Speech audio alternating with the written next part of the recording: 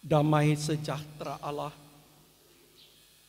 yang melampaui segala akal, kiranya itulah yang memelihara hati dan pikiran saudara-saudara dalam Kristus Yesus Tuhan kita. Amin.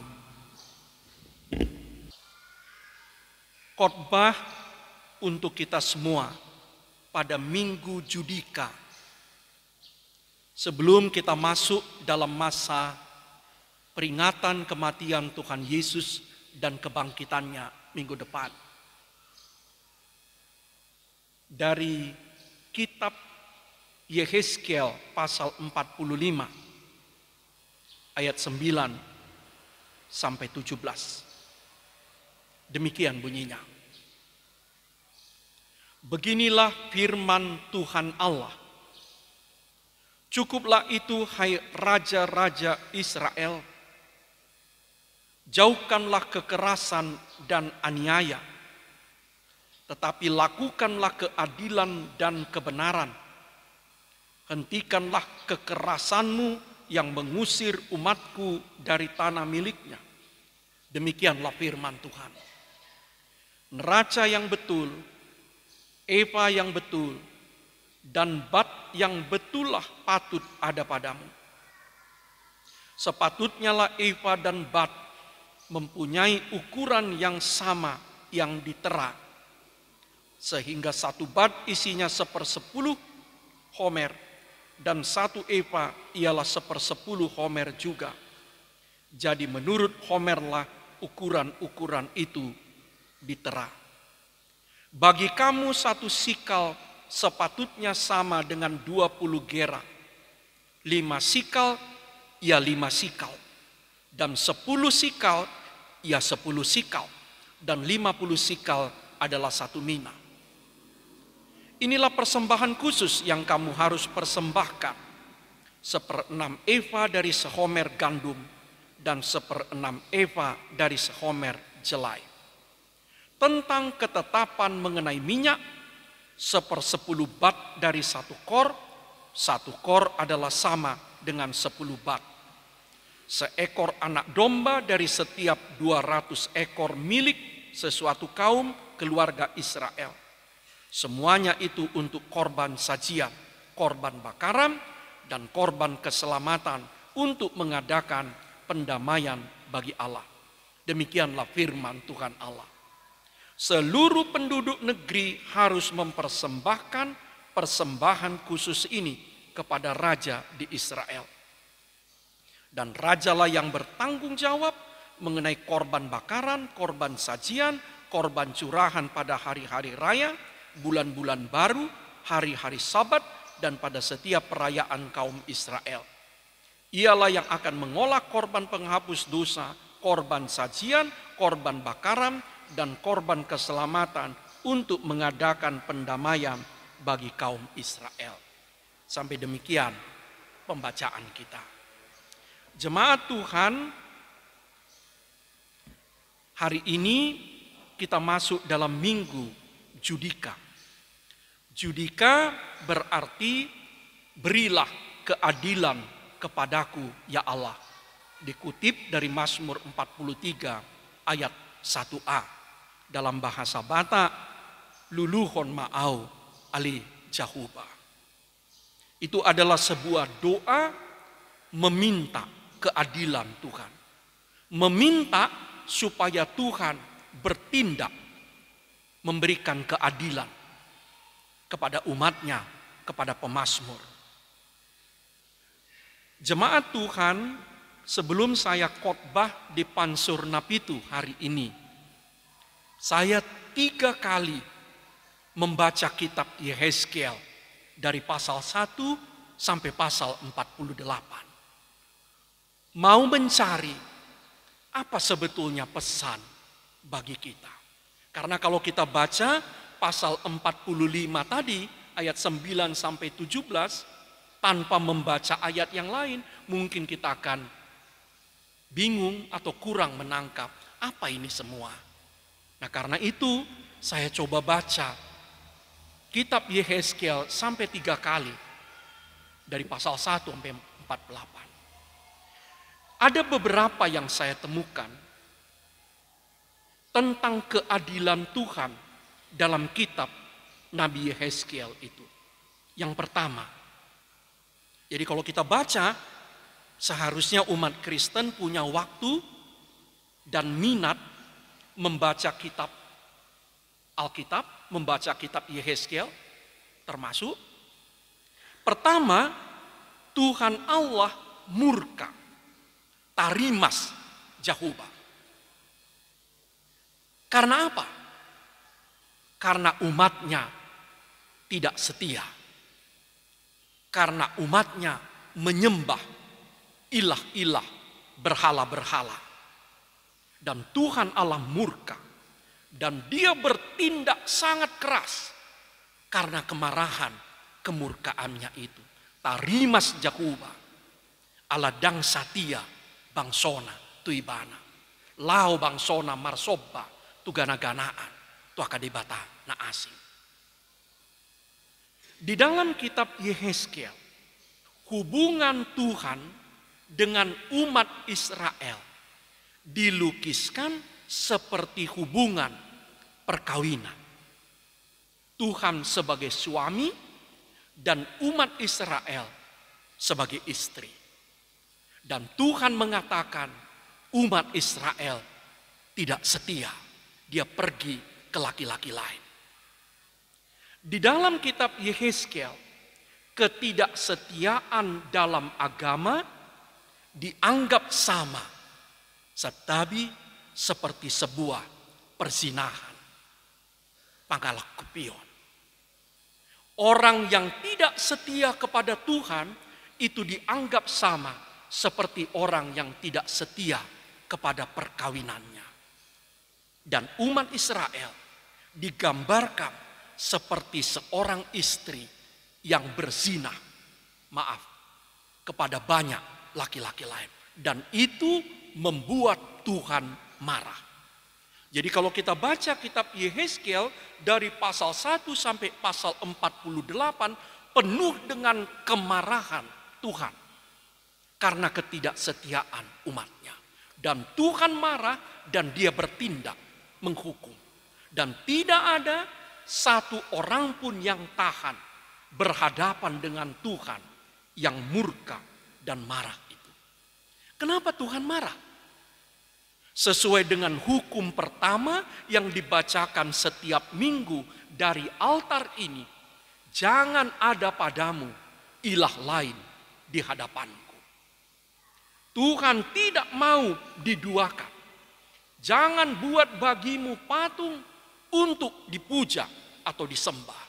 Tuhan tidak mau ada yang lain yang disembah selain Dia. Nah, amang inang, ketika kita menduakan Tuhan, ketika kita menganggap ada yang sama, ada yang setara dengan Tuhan, ketika kita memuja yang bukan Tuhan, maka itu memancing kemurkaan dan kemarahannya. Itu berlaku dulu dan berlaku sekarang.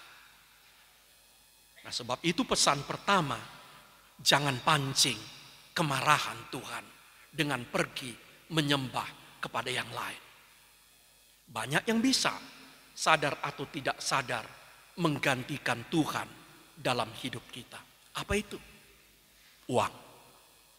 Sadar atau tidak sadar, uang, si humisi, bisa kita anggap sama atau setara dengan Tuhan.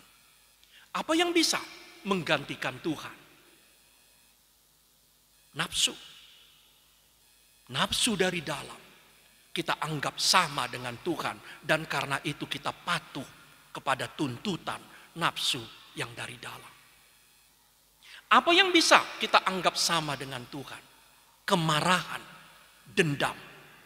Ketika saudara dan saya dendam, kita bisa menjadikan dendam itu sadar atau tidak sadar sama seperti Tuhan. Kita layani dendam kita itu.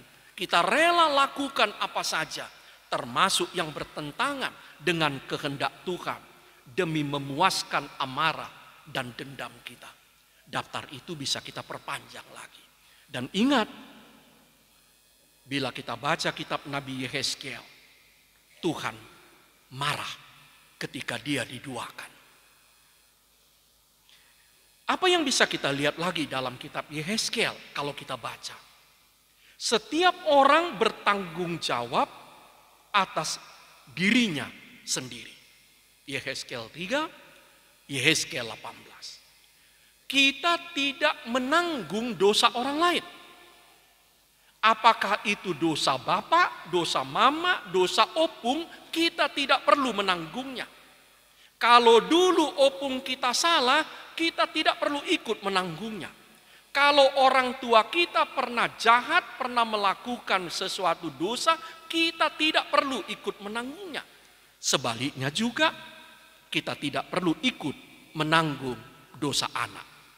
Nah, di sini saya lihat banyak remaja-remaja, para pemuda, apalagi kalian yang belum sidi, belum makatin dakon haporseaon, jangan pernah beranggapan orang tuamu yang tanggung dosamu.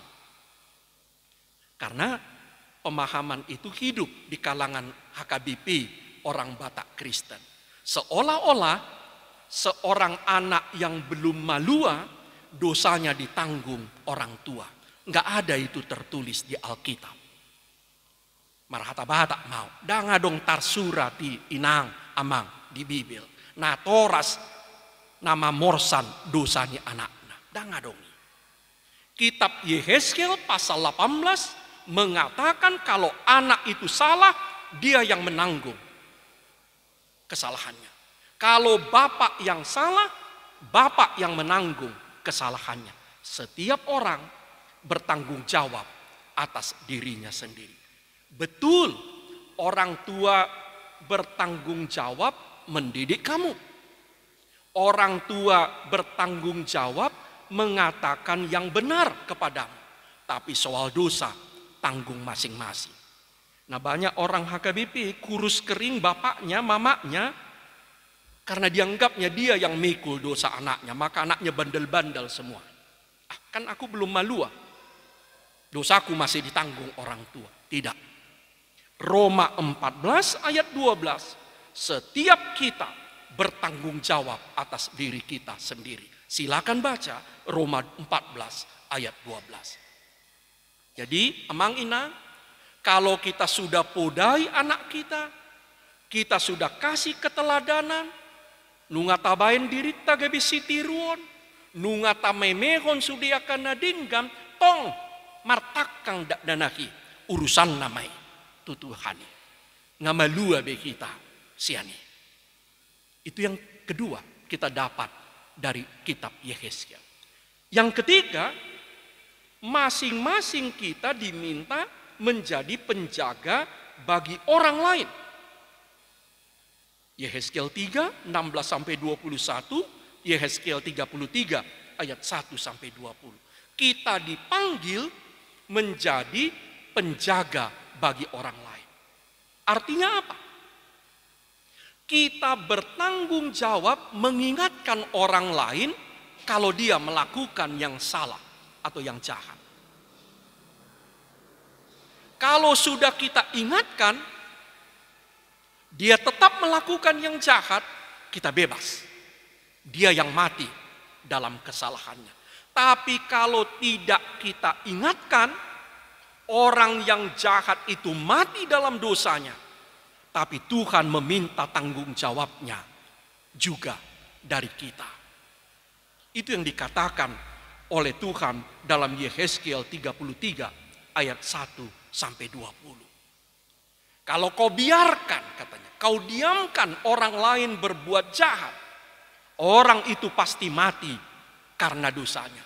Tapi aku akan nuntut darahnya dari kau, kata Tuhan. Yang keempat, apa yang bisa kita ambil dari kitab Yehezkiel? Tuhan mengampuni kita. Dia memulihkan kita seperti dia memulihkan Israel. Tuhan menerima kembali Israel itu. Israel digambarkan seperti seperti seorang istri yang tidak setia, yang pergi kepada laki-laki lain, bukan hanya satu, kepada banyak laki-laki lain. Seperti itulah digambarkan umat Israel. Tapi Tuhan menerimanya kembali. Seperti itulah Tuhan menerima kita kembali, orang-orang berdosa. Dan itulah nanti yang akan kita rayakan di Jumat Agung, hari kematian Yesus. Tuhan mau menerima kita kembali, walaupun kita sebetulnya sudah terlalu banyak melakukan dosa dan kejahatan. Amang-inang, itulah keadilan Tuhan itu. Kalau kita hari ini merayakan Minggu Judika, itulah keadilan Tuhan itu. Bahwa Dia murka. Dia akan menghukum orang yang tidak setia, yang pergi menyembah, yang pergi memuja yang lain selain Dia. Keadilan Tuhan itu adalah Dia minta setiap orang bertanggung jawab atas dirinya. Keadilan Tuhan itu adalah kita diminta untuk ikut bertanggung jawab atas orang lain dan tidak membiarkan orang lain jatuh, mati, hancur dalam kesalahannya. Keadilan Tuhan itu adalah Dia mau mengampuni, mau memulihkan kita. Nanti kalau amang-inang baca kitab Yehezkiel pasal yang ke-37. Kita baca lagi terus pasal 40, 41 dan sampai 48. Di sana nampak Tuhan itu bukan hanya Tuhan yang pemurka, tapi Dia adalah Tuhan yang pengampun. Dia mau mengampuni, Dia mau menerima kita kembali. Lantas, bagaimana kita harus hidup sebagai orang yang telah menerima keadilan Tuhan itu? Bagaimana kita hidup sebagai orang yang tahu bahwa Tuhan itu marah kalau kita tidak setia? Bagaimana kita harus hidup sebagai orang yang telah diampuni, ditebus oleh Tuhan pada puncaknya melalui kematian Yesus anaknya? Itulah yang kita baca dari ayat 9 sampai ayat ke-17 tadi, amang-inang. Di ayat 9 dia katakan, jauhkanlah kekerasan. Jauhkanlah kekerasan. Kita semua tahu ada pameo bata. Nah, so jadi pajulu gugu, pabudi uhum. Itulah yang dimaksudkan Tuhan. Jauhkanlah kekerasan. Pesan itu bukan hanya untuk para pemimpin, tapi untuk kita semua. Sebab kita semua bisa melakukan kekerasan. Negara kita selama berbulan-bulan dihabiskan energi dan perasaannya melihat drama pengadilan seorang pejabat kepolisian menggunakan kekerasan. Belum berakhir, kita lihat drama baru, seorang pemuda, anak seorang pejabat kaya juga melakukan kekerasan kepada seorang remaja hanya karena urusan pacaran. Dan sampai sekarang korbannya belum menyadarkan diri karena diinjak-injak oleh sang pemuda. Pesan hari ini, jauhkanlah kekerasan. Karena kekerasan itu selalu bergandengan dengan kejahatan yang lain. Karena kekerasan itu selalu bergandengan dengan kejahatan yang lain. Pencurian adalah mengambil milik orang lain tanpa kekerasan. Begitu juga dengan pencopetan. Tapi perampasan, pembegalan, itu kata-kata populer sekarang di negara kita, pembegalan, begal, mengambil milik orang lain dengan kekerasan. Perselingkuhan adalah kejahatan tanpa kekerasan. Tapi pemerkosaan, pelecehan adalah kejahatan dengan kekerasan. Dan pada zaman ini, kekerasan itu sangat mudah dilakukan ketika orang-orang menjadi korban penyalahgunaan narkotik dan obat-obat terlarang. Pesan kami kepada anak-anak, jangan coba-coba. Jangan sekali-kali sentuh, tidak perlu teori macam-macam. Jangan sentuh obat terlarang. Jangan sentuh narkotik, karena kau sentuh, bapakmu, mamamu sakit, keluargamu hancur, hartanya habis, dan kau akan rela melakukan kekerasan untuk memuaskan rasa ketagihan. Hati-hati. Tuhan mengatakan kepada kita semua, jauhkan kekerasan itu di ayat 9. Yang apalagi? Di ayat yang lain kita baca Tuhan meminta kita menggunakan timbangan dan meteran yang akurat di segala bidang. Kita baca tadi dalam bahasa Indonesia banyak sekali istilah-istilah yang tidak familiar lagi bagi kita. Homer, bat. Itu semua ukuran-ukuran. Ukuran untuk benda padat maupun benda cair. Nanti kalau kita baca Bible bahasa Batak, di situ dipakainya kata potting, di situ dipakainya kata tuhukan, dan istilah-istilah ukuran lain. Secara sederhana, Tuhan minta kita gunakan timbangan, meteran yang akurat di segala bidang. Rupanya penipuan berdasarkan timbangan, ukuran, meteran itu terjadi sejak dulu. Jadi kadang-kadang kan dari dulu kita sudah tahu mau penjual kacang yang nakal, tentu tidak semua. Ada penjual kacang rebus yang nakal, itu muknya itu dilapisnya timah di bagian dalam supaya kelihatannya banyak padahal sedikit. Nah, itu banyak sekali cara menipu, memanipulasi timbangan, meteran. Tapi menarik, Alkitab kita banyak sekali ayat yang melarang umat Tuhan menggunakan timbangan yang palsu. Amsal 11 ayat 1, neraca serong adalah kekejian bagi Tuhan. Rupanya bagi Tuhan ketika seorang pedagang memakai timbangan neraca yang tidak betul, itu adalah kekejian. Amsal 20 ayat 10, dua macam batu timbangan, dua macam takaran, kekejian bagi Tuhan. Jadi kalau menjual, beda timbangannya. Kalau membeli, beda timbangannya. Nah dulu waktu kecil, kadang-kadang karena kami kekurangan duit, saya dengan abang-abang saya suka menjual koran bekas atau majalah bekas. Dan tukang goni botot, itu namanya dulu di Medan, itu timbangannya seringkali nggak pas. Jadi udah kita timbang di rumah 5 kilo, nanti kalau pas kita jual, kita timbang sama dia bilang cuma 3,5 kilo. Dan itu terjadi selalu. Tapi Alkitab kita mengingatkan jangan curang. Imamat 19 ayat 35. Ulangan 25 ayat 13 sampai 15. Dan para nabi, apakah itu Hosea, Mika, Amos, mengingatkan umat, jangan gunakan timbangan yang palsu. Jangan gunakan meteran yang palsu. Jangan gunakan panuhatan, nasotikos. Itulah tanda kita sudah menerima keadilan dari Tuhan. Itulah tanda kita sudah menerima pengampunan dari Tuhan. Tuhan sudah mengampuni dosa saya.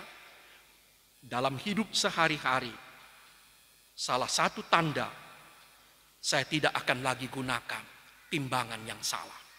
Yang ketiga, sampaikanlah persembahan secara benar dan jujur. Banyak sekali tadi jumlah korban, kita tidak perlu lagi perhatikan itu secara hurufiah.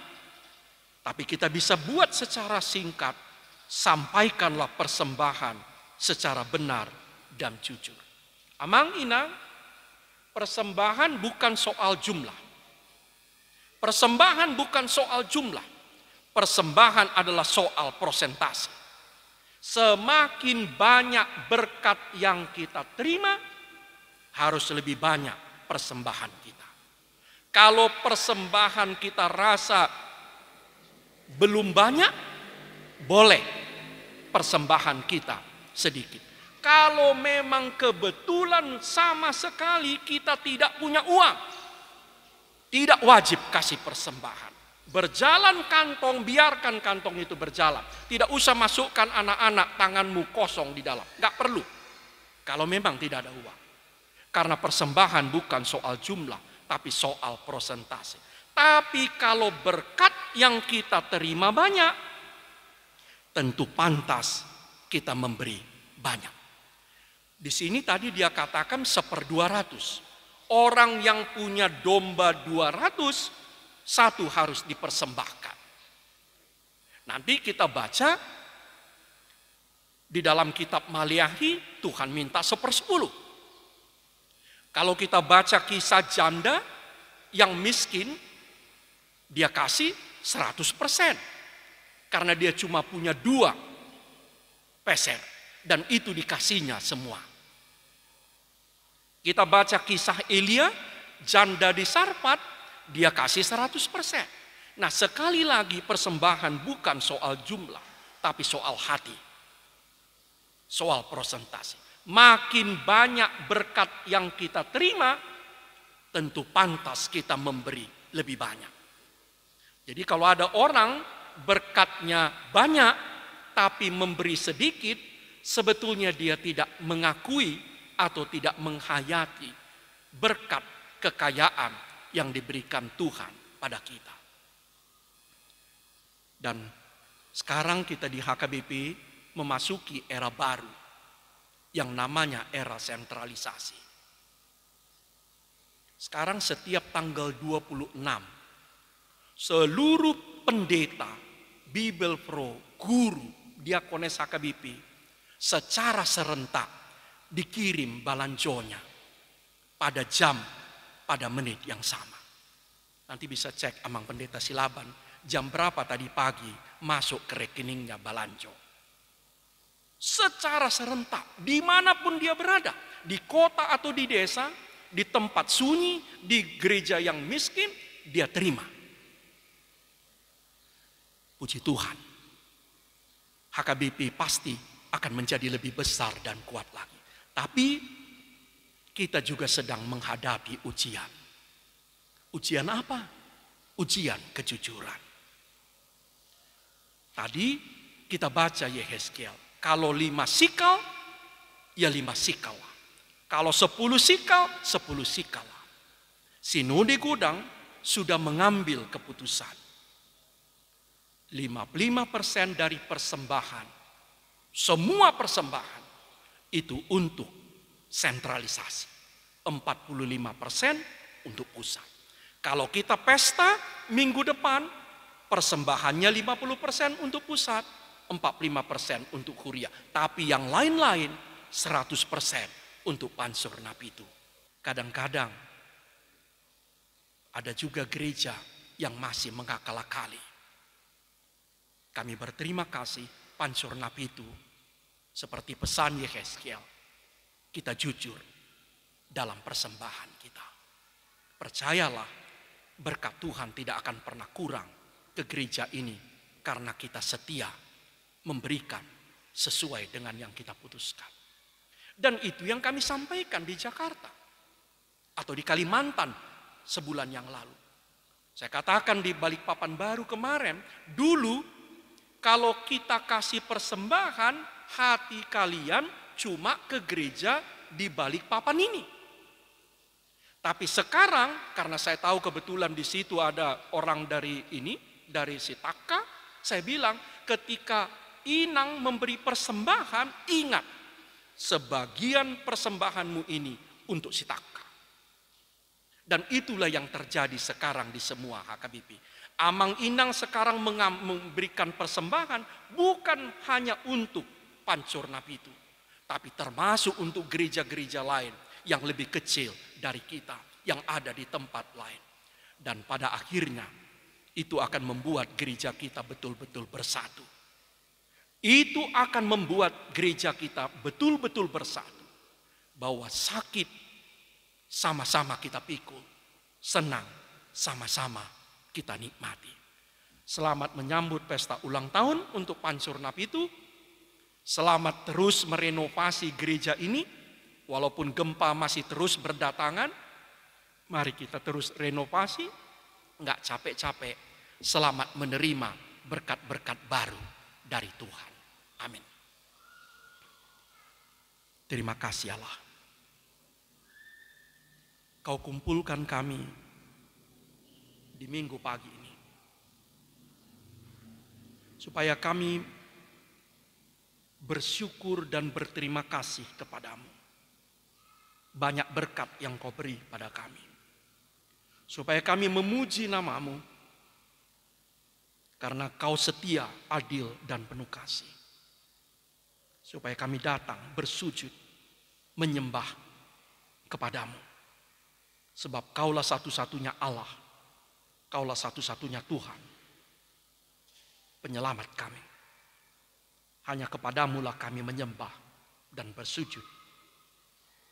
Ya Allah, terima kasih untuk firman yang kau taburkan.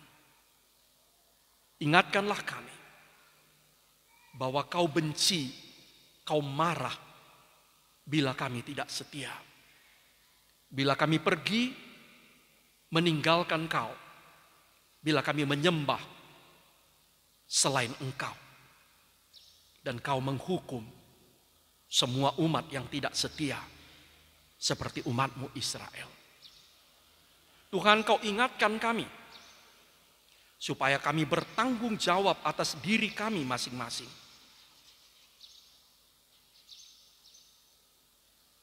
Kau juga ingatkan kami supaya kami mau ikut menjaga orang lain.